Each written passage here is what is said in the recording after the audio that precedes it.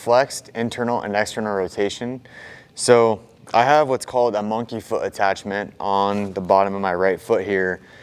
And in the intro video, you saw me going through external and internal rotation with a load. So another way you can do this that is more common is with like ankle weights, because you can change them in a 1 pound increment.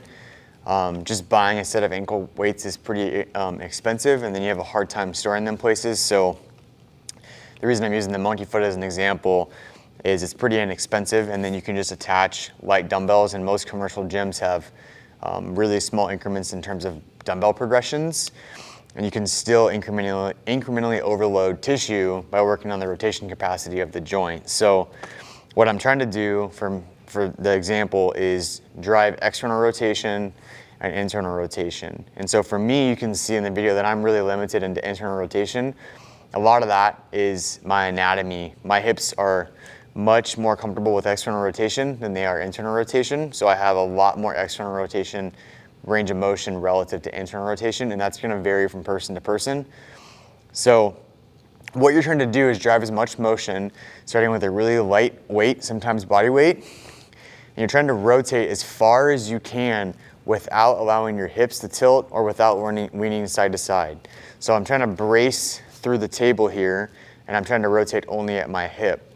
And in this example, I have a 5 pound dumbbell, which is probably too heavy, because if I were to come down and grab my foot, you can see how much more external rotation I really have.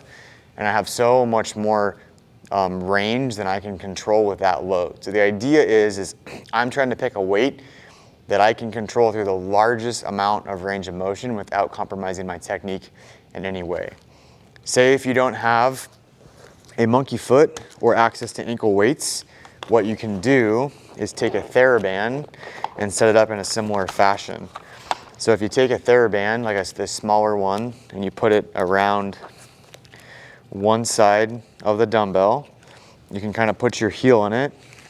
You put the band across the top, and you put it on the opposite side of the dumbbell to where you're creating like a loop.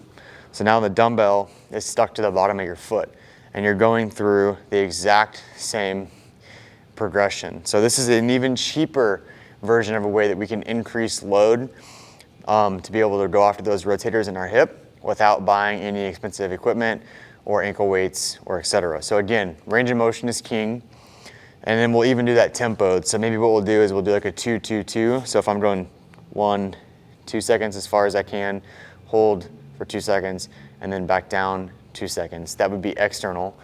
And sometimes we'll bias external only, or we'll bias internal only. So pay attention to your programming to see how long your holds are gonna be, if there's any tempo in the up or the down, and then your rep and set count as well.